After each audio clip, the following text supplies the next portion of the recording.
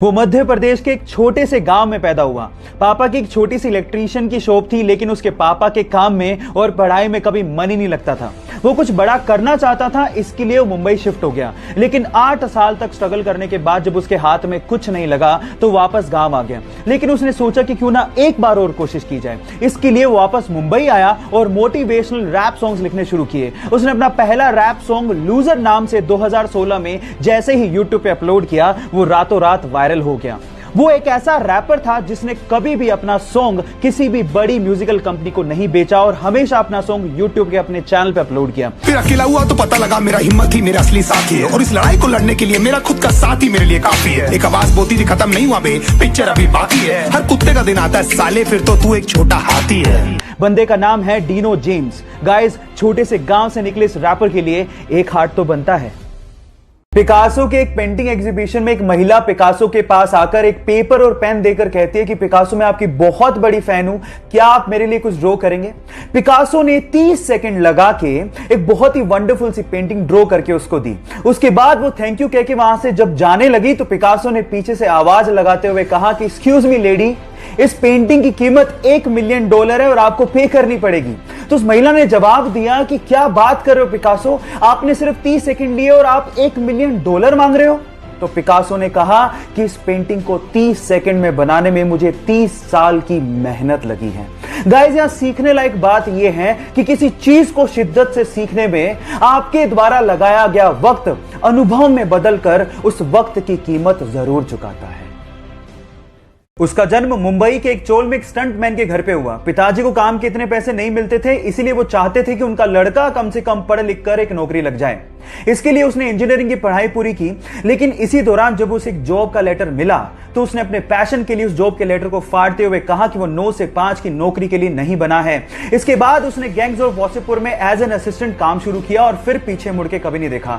मसान movie से उसने सबका ध्यान अपनी तरफ खींचा, राजी मूवी से सबके दिलों में जगह बनाई और संजू मूवी के कमली किरदार से उसने सबको रुला के रख दिया। फिर उसके बाद उरी मूवी में दमदार किरदार करके नेशनल अवार्ड तक जीता। 3 साल पहले जिसे कोई जानता तक नहीं था, आज उसने अपनी एक्टिंग और अपनी मेहनत से करोड़ों दिलों में जगह बना ली। विकी कौशल के इस मेहनत के लिए एक लाइक तो बनता है। नॉर्मल बैलेंसिंग करना भी बहुत मुश्किल काम है, और अगर कोई आपसे कह दे कि रस्सी पे बैलेंसिंग करनी है तो भी हमें 100 बार सोचना पड़ जाए। लेकिन वियतनाम के 2 भाई इस तरह की बैलेंसिंग करते हैं जिससे हमारे दांतों तले उंगलियां दब जाएं। ये दोनों भाई एक दूसरे के सिर के बल बैलेंसिंग करते हुए 2 वर्ल्ड रिकॉर्ड तक बना चुके हैं। पहला वर्ल्ड रिकॉर्ड उन्होंने 2016 में स्पेन में बनाया था, जहां दोनों ने एक दूसरे के सिर के बल बैलेंसिंग करते हुए 90 सीढ़ियां चढ़ गए थे। और उसके बाद तो उन्होंने हद ही कर दी। 2018 में उन्होंने एक शो के दौरान एक भाई ने आंख पे काली पट्टी बांधी और दूसरे ने सिर के बल बैलेंसिंग करते हुए सीढ़ियां चढ़े भी और वापस उतरे भी। Oh my God!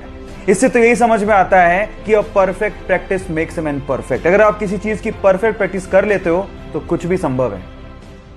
आप लोगों ने मूवीज में सुपर हीरो को तो प्लेन को लैंड कराते हुए और पैसेंजर्स की जान बचाते हुए देखा होगा, लेकिन रियल लाइफ में भी एक ऐसा इंसिडेंट हो गया जो किसी मूवी के स्टंट से कम नहीं था।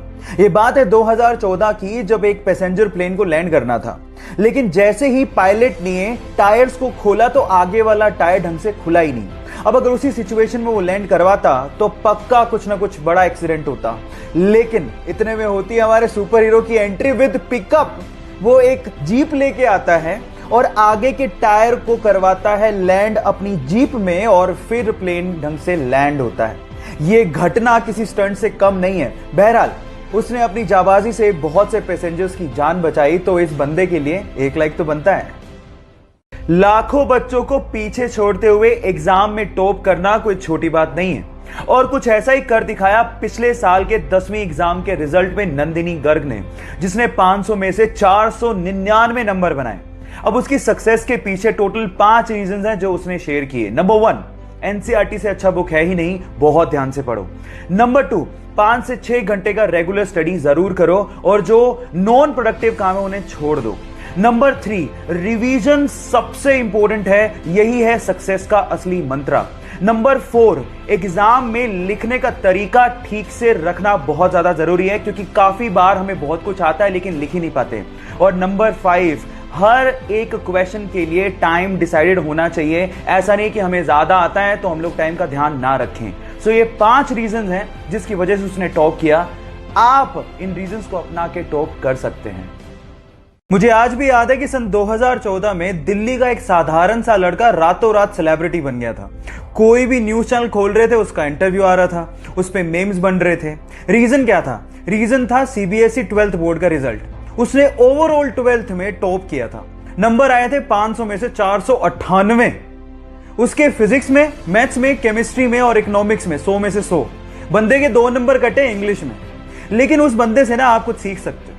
टॉपर की स्ट्रेटेजी क्या होती है? नंबर 1, उसने पूरे साल तैयारी की।